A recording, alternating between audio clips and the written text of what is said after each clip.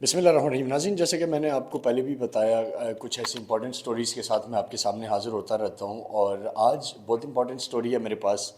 اور یہ سٹوری اس لیے آج آپ کے سامنے لانا ضروری تھی کیونکہ ریپیٹیڈلی ایک ہی طرح کے واقعات ہونا شروع ہو گئے ہیں. میری سٹوری جو ہے وہ اڈیالہ جیل کے متعلق ہے، اور اڈیالہ جیل میں قیدی نمبر 804 کے متعلق ہے. واقعات اس طرح سے ہو رہے ہیں، جن واقعات کے کچھ اور وٹنس بھی ہیں، وہ بھی اس پہ بات بھی کر رہے ہیں. لیکن ایک دو واقعات ہیں جن کے اوپر میں آج خصوصاً بات کروں گا. سابق وزیر اعظم پاکستان عمران خان اور بانی چیئرمین پاکستان تحریک انصاف، جو کہ ان دنوں اڈیالہ جیل میں ہیں، جن کے اوپر کرپشن چارجز ہیں، جن کے اوپر توشہ خانہ چارجز ہیں، اور بہت ساری ایشوز ہیں. 9 مئی کے واقعے کی ٹرائل وہ فیس کر رہے ہیں، سائفر کیس فیس کر رہے ہیں. تو ایسے میں اب یہ لگ رہا ہے کہ ان کی جو مینٹل ہیلتھ ہے وہ اس کو سیریسلی کچھ چیزیں ان کو ڈسٹرب کر رہی ہیں شاید. کیونکہ آج سے 3 یا 4 دن قبل جو رپورٹ ہوا معاملہ، کہ وہ ایک دم سے اٹھے اور انہوں نے زور زور سے اعظم خان کو بلانا شروع کر دیا. اعظم خان عمران خان صاحب کے دور حکومت میں ان کے پرنسپل سیکرٹری تھے. تو کسی نے کہا کہ جی خان صاحب اعظم خان تو یہاں نہیں ہے. تو انہوں نے کہا کہ وہ کیسے یہاں نہیں ہے، میرے وہ پرنسپل سیکرٹری ہیں، ان کو فوری طلب کرو.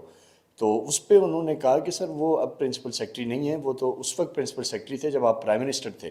تو انہوں نے کہا کہ میں اب بھی پرائم منسٹر ہوں اور آپ اس کو فوری میرے پاس بلائیں. تو اس پہ بہرحال جیل کے عملے نے ان کو سمجھایا، اور پھر بعد میں بڑی مشکل سے بہرحال وہ کافی دیر تک کسی طرح چلاتے رہے، لیکن کچھ دیر بعد بہرحال انہیں کول ڈاؤن کر دیا گیا.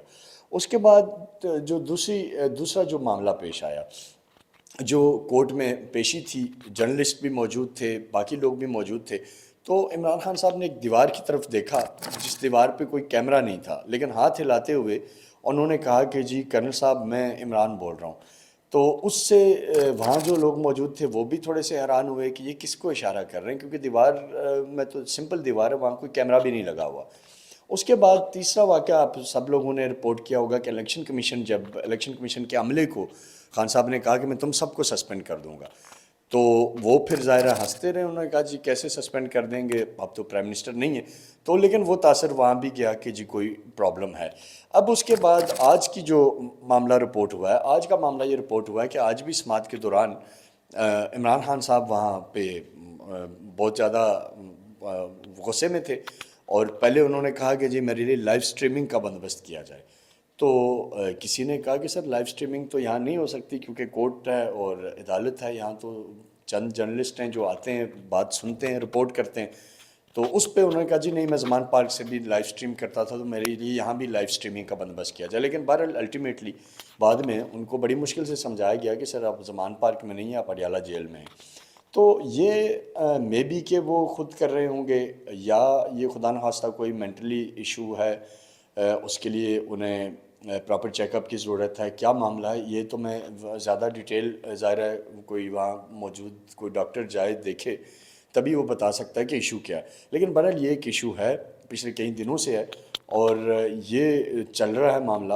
اس کے اوپر دیکھنا چاہیے اتھارٹیز کو کہ یہ کیا معاملہ ہے. میڈیکل چیک اپ وغیرہ ان کا ہو جانا چاہیے، مینٹل جو ہیلتھ ہے اس کا پراپرلی جائزہ لینا چاہیے، تاکہ جو وہ ایسے موقع پہ جب بات کریں عدالت میں یا باقی جگہوں پہ، تو وہ اپنے سینس میں رہتے ہوئے ایسی بات چیت کریں کہ جس کی کوئی تک بنتی ہو، ریزن بنتی ہو. تو بہرحال جی یہ سٹوری تھی، شیئر کریں زیادہ لوگوں کے ساتھ تاکہ حقائق آپ تک پہنچتے رہیں، آپ کو پتہ لگتا رہے کہ اڈیالہ جیل میں کیا ہو رہا ہے. اور ملکو جو ہے وہ جو گانے گا رہا ہے قیدی نمبر 804 کے، تو اس کو بھی ٹپس ملتی رہیں کہ باقی چیزیں بھی ہیں تو وہ ان میں سے بھی لیرکس اٹھائے اور اس کے اندر لگائے. اپنا بہت سارا خیال رکھیے گا. پاکستان زندہ.